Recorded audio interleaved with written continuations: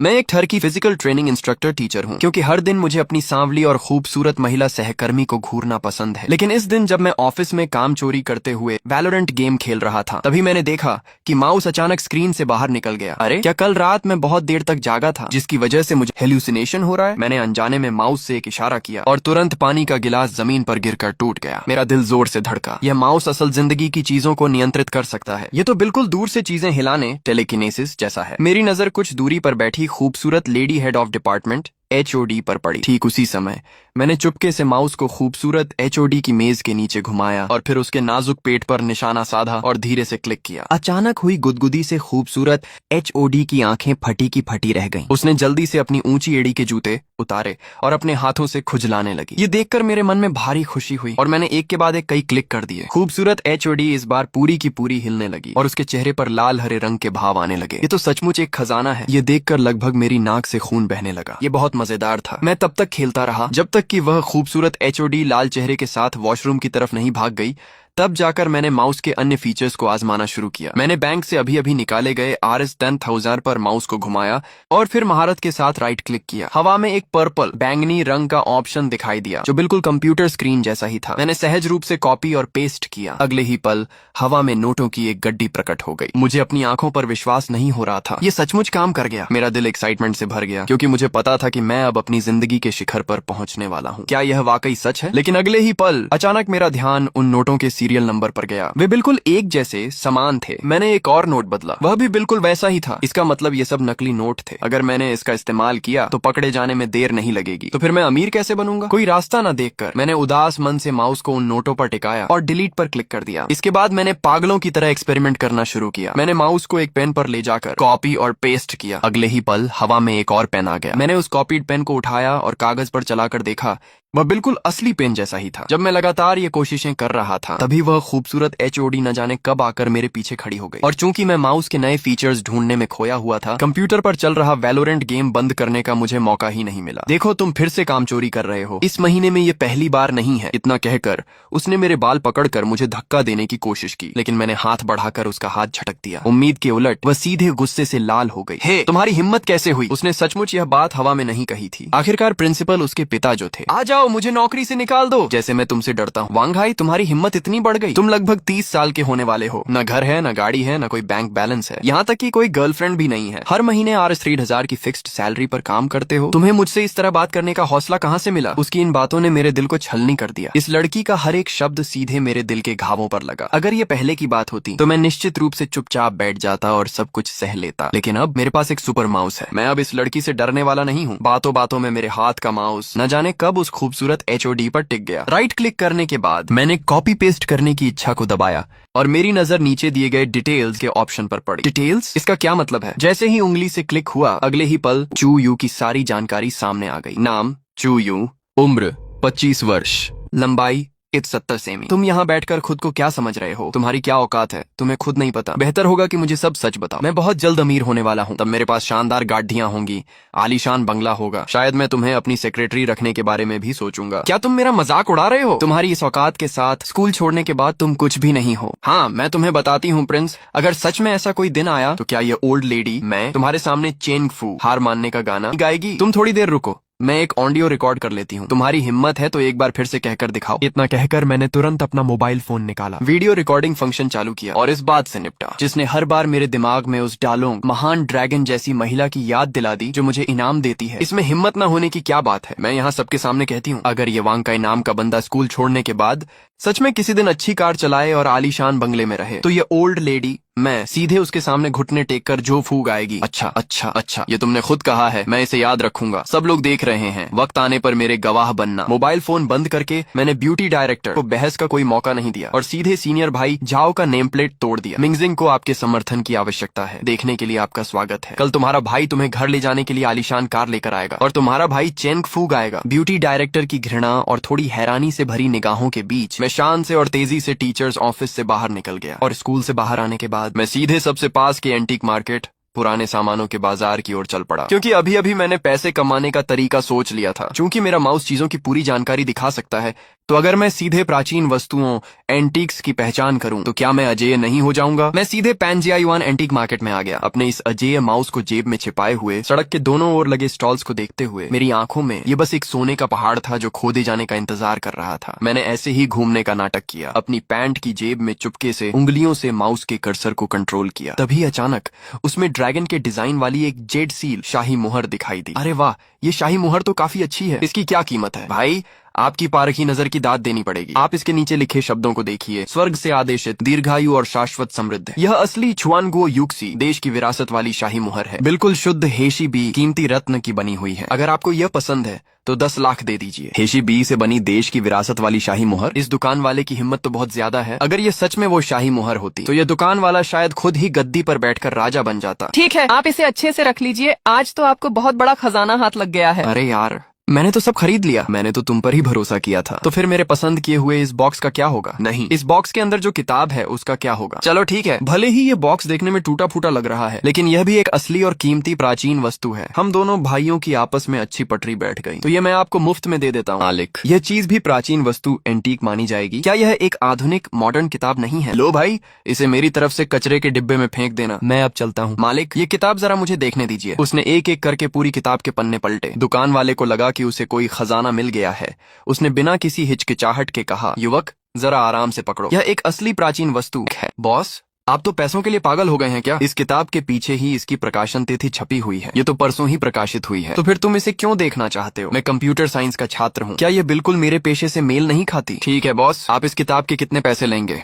Boss ने देखा कि मुझे यह सचमुच चाहिए। उसने तुरंत एक झटके में इसे छीन लिया। अरे यार, और बहुत ध्यान से इसे पलटने लगा। ये बॉस तो बहुत ही शातिर निकला। कहीं उसने सच में कोई गड़बड़ तो नहीं पकड़ ली? कहीं ऐसा तो नहीं कि यह सिर्फ एक किताब नहीं, बल्कि इसके अंदर डाक टिकट छिपे हों? जब मैं घबराया हुआ बॉस की हरकतों को देख रहा था, तभी बॉस ने लापरवाही से किताब को मेरी तरफ फेंक दिया। आओ आओ आओ, पैसे ले जाओ। मैं तो बस छोटा सा मजाक कर रहा था। ज्यादा मत बोलो। इस छोटे भाई ने जो खरीदा है वो कोड के बारे में लिखी कोई किताब लगती है। कहीं ये सचमुच कोई दुर्लभ किताब तो नहीं? क्या दुर्लभ? ये तो सिंहुआ बुक स्टोर में कुछ ही रुपयों में मिल जाएगी। तुम सब देखो, वह हंस रहा है। वो पागलों की तरह हंस रहा है। इस किताब में पक्का कोई गड़बड़ है। छोटे भाई, क्या तुम्हें कोई खजाना हाथ लग गया है? नहीं, किताब ले जाने तक अभी हंसना नहीं है। चलो अभी यहीं रुकते हैं। इस किताब की अपनी कीमत लगभग एक नजर में ही देखी जा सकती है। इसका मतलब है कि यह 1 अरब की कीमत यकीनन इस किताब के अंदर ही छिपी है। मैं एक एक पन्ना पलटता हूँ। पन्ने बिल्कुल साफ हैं, कहीं कोई लिखावट नहीं है। सामग्री बिल्कुल साफ और स्पष्ट है। वह किताब में कुछ ढूंढ रहा है। कहीं किताब में कोई खजाना तो नहीं छिपा है? नहीं, बॉस ने अभी इसकी जांच की थी और उसे कुछ नहीं मिला। ये आखिर क्या चीज है? क्या यह कोई अक्षरों को डिकोड करने वाली पहेली है? एक पन्ने पर इन अक्षरों के बीच नंबर छिपे हैं। ये नंबरों की श्रृंखला आखिर क्या है? छोटे भाई,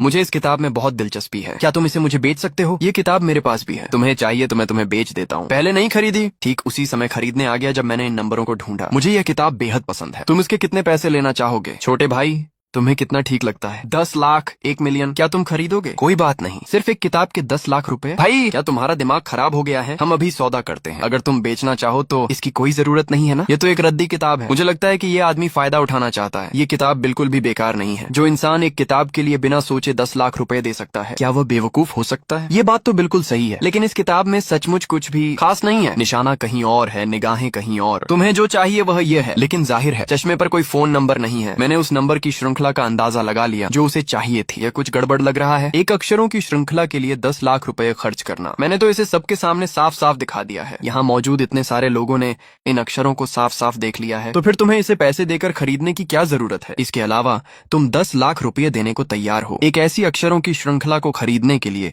जिसे इतने सारे लोग पहले ही देख चुके हैं। इसका मतलब है कि इस श्रृंखला की कीमत यकीनन 10 लाख से कहीं ज्यादा है। चश्मे वाले आदमी ने जब मेरी बात सुनी तो उसका दिल बैठ गया। वह समझ गया कि उसने अभी जल्दबाजी कर दी थी। उसे शुरुआत में ही इतनी बड़ी रकम नहीं बोलनी चाहिए थी और न ही इस किताब के लिए इतनी उत्सुकता दिखानी चाहिए थी। नतीजतन उसने उल्टा मुझे ही इस राज का एहसास करा दिया। छोटे भाई, तुम ज्यादा सोच रहे हो। मुझे सच में ये किताब बहुत पसंद है। उन अक्षरों से इसका कोई लेना देना नहीं है और अब मैं पक्का नहीं हूँ कि इसे खरीदना है या नहीं। ऐसा करते हैं छोटे भाई, तुम एक बार हर पन्ने को पलट कर दिखाओ। मैं इसके आगे की सामग्री देखना चाहता हूँ। क्या यह वर्तमान में प्रकाशित पुस्तक की सामग्री के समान ही है? यदि सामग्री वही है तो इसके संग्रह का कोई मूल्य नहीं रह जाता है। आप जो ये चाल चल रहे हैं इसकी भनक मुझे 800 मीटर दूर से ही लग गई थी। मुझे इसे अच्छे से समझने दें। आपकी नजर निश्चित रूप से अक्षरों की इसी श्रृंखला पर है। लेकिन अक्षरों की इस श्रृंखला को इतने सारे लोग देख चुके हैं, भले ही ये चीज फिर से काम करे, पर इतने सारे लोग इसे देख चुके हैं, लेकिन फिर भी आप अभी मुझसे पीछे के पन्ने पलटने के लिए कह रहे हैं। कायदे से आपको निर्देश नहीं देना चाहिए, यानी इसका सीधा सा मतलब है कि पीछे के पन्नों में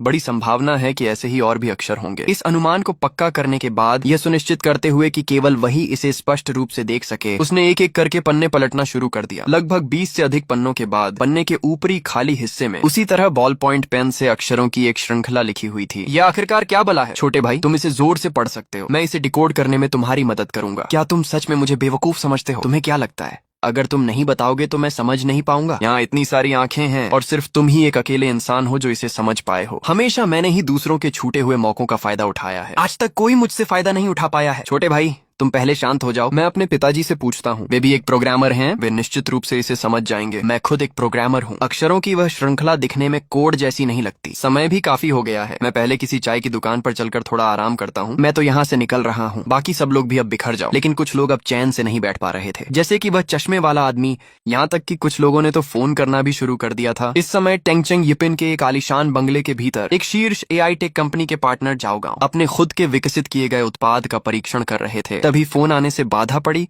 और उनके चेहरे पर झुंझलाहट आ गई। ओल्ड जाओ, तुम जरा पता लगाने में मेरी मदद करो कि अक्षरों की इस श्रृंखला का क्या मतलब है। ये चीज वास्तव में 10 लाख की है। अक्षर? क्या तुम्हारे पास कोई काम धंधा नहीं है? मैं यहाँ अपने उत्पाद को ठीक कर रहा हूँ। अरे, मेरे आसपास तुम्हारे जैसा प्रोग्रामिंग का उस्ताद सिर्फ तुम ही तो हो ना? बाकी किसी को कुछ समझ नहीं आता। इधर भेज दो, मैं जांच करता हूँ। फोन मत काटना। जाओ गाँव ने मैसेज खोला, सामने वाले द्वारा भेजे गए अक्षरों को देखा। सिर्फ एक नजर देखते ही यह बहुत ही बुनियादी लगा। ये अक्षर तुम्हें किसने लिख कर दिए हैं? एक प्रोग्रामिंग की किताब पर लिखे हुए थे। तुम पहले ये बताओ कि यह है क्या? काफी दिलचस्प है। मैं पूरी तरह पक्का नहीं हूँ। शुरुआत में तो ये सिर्फ देखा देखा सा लगा, लेकिन जब तुमने कहा कि ये प्रोग्रामिंग की किताब पर लिखा है, तो अब मुझे 70 से 80% तक यकीन है। अक्षरों की यह श्रृंखला, बड़ी संभावना है कि बिटकॉइन की पब्लिक एड्रेस हो। बिटकॉइन? क्या तुम पक्का कह रहे हो? 70 से 80% यकीन है। पुष्टि करना भी आसान है। तुम तो मजाक समझ रहे हो। इतना कहकर उसने सीधे फोन काट दिया। आधिकारिक वेबसाइट पर लॉग इन किया, ब्राउजर खोला और तुरंत अक्षरों की वह श्रृंखला इनपुट कर दी। बाप रे, इसके अंदर तो 280 से भी ज्यादा बिटकॉइन है। सिर्फ 200 से ज्यादा? इतने कम?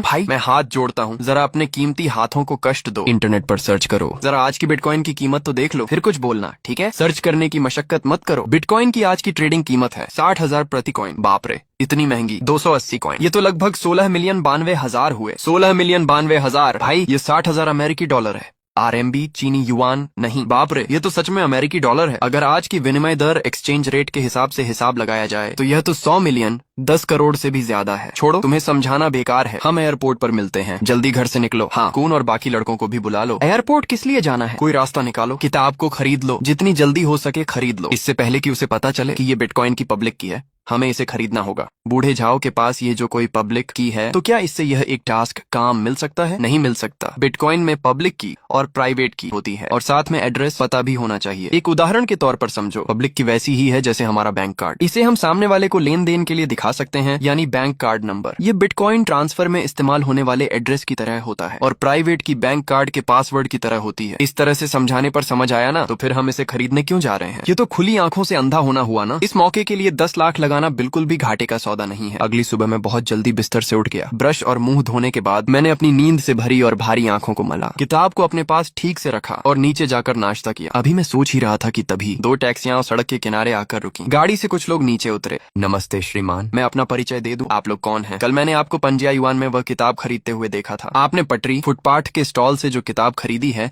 हमें उसमें बहुत दिलचस्पी है। क्यों ना हम किसी दूसरी जगह बैठकर बात करें? आप लोग उसी कैरेक्टर स्ट्रिंग अक्षरों की सीरीज के लिए आए हैं ना? हाँ, वही बात है। तभी कुछ और टैक्सियां आकर रुकी और गाड़ियों से उतरे कुछ लोगों ने तुरंत मुझे ढूंढ लिया। वे तेजी से मेरी तरफ बढ़े। श्रीमान नमस्ते। महज कुछ ही मिनटों में मेरे आसपास दर्जनों लोग इकट्ठा हो गए। जाहिर तौर पर ये सभी अमीर और रसूखदार लोग थे, यहाँ तक कि मुझे लगा कि वे अपने अपने क्षेत्र के दिग्गज टॉप लोग हैं। साथ ही शायद उन सबको पता था कि वह कैरेक्टर स्ट्रिंग क्या है। क्या सिर्फ मैं ही था जो इस बात से अनजान था? अरे छोटे भाई, तुम भी आ गए। 1 अरब से ज्यादा का मामला है भाई।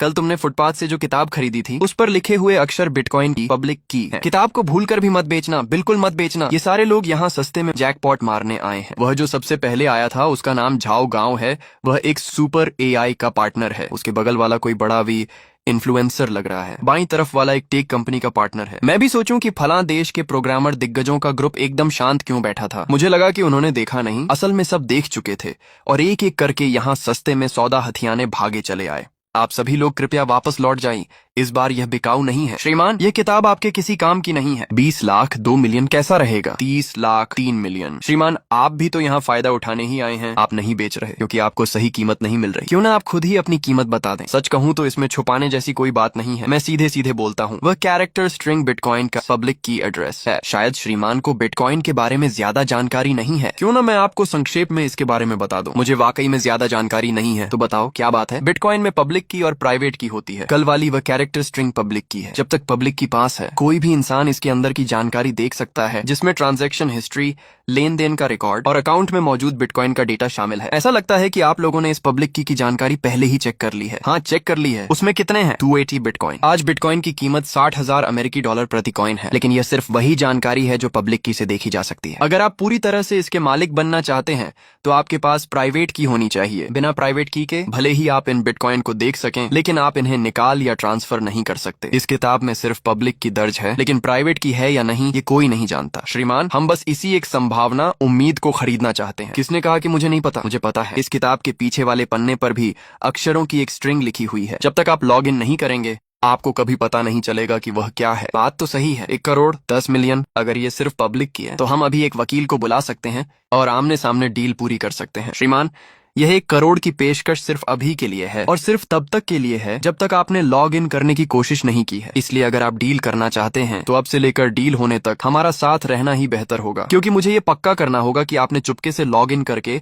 बाकी बचे अक्षरों के असली होने की जांच न की हो। सच में बहुत चालाक हैं। अगर मैं होता तो जरूर बेच देता। आखिरकार 1 करोड़ रुपए हाथ में आना ही असली बात है। यूएसटी और इसकी कोई जरूरत नहीं है। चूंकि आप मेरे बारे में जानते हैं तो आपको पता होना चाहिए कि मैं पेशे से कबाड़ से कीमती चीजें ढूंढने वाला जैकपॉट हंटर हूँ। कम लगाकर बड़ा दांव खेलना ही मेरा काम है। 1 करोड़ का ऑफर बेशक लुभावना है, लेकिन मैं बड़ा दांव लगाना चाहता हूँ। भाई, अगर तुम ऐसा कह रहे हो तो मेरा और ज्यादा दबाव बनाना ठीक नहीं होगा। ये मेरा बिजनेस कार्ड है। अगर भाई को कभी भी इस क्षेत्र में कोई मदद चाहिए हो तो मुझसे कभी भी संपर्क कर सकते हैं। भले ही मैं इसे आप लोगों को बेच नहीं सकता, लेकिन मैं आपकी उत्सुकता को शांत जरूर कर सकता हूँ। मैं अभी आप सबके सामने लॉग इन करके दिखा सकता हूँ। सभी लोगों की सांसें थाम देने वाली निगाहों के बीच मैंने धीरे से अपना फोन खोला, उस नेटवर्क यूआरएल पर लॉग इन किया और सीक्रेट की, प्राइवेट की दर्ज कर दी। अचानक मेरी आंखों के सामने का नजारा बदल गया। भाई, लॉग इन हुआ क्या? क्या ये प्राइवेट की है? क्या लॉग इन हो पाया? लॉग इन हो गया है। मैंने फोन उठाया और कैमरे का रुख सीधे उस बिटकॉइन अकाउंट की तरफ कर दिया जिसमें लॉग इन हो चुका था। अरे बाप रे, सच में लॉग इन हो गया। पूरे 280 बिटकॉइन है। जल गए भाई, सच में जलन हो रही है। मैं अभी थोड़ी देर पहले लिन बॉस के लिए अफसोस मना रहा था। मैं कितना मूर्ख हूँ, उन्होंने 1 करोड़ का ऑफर ठुकरा दिया। हे भगवान,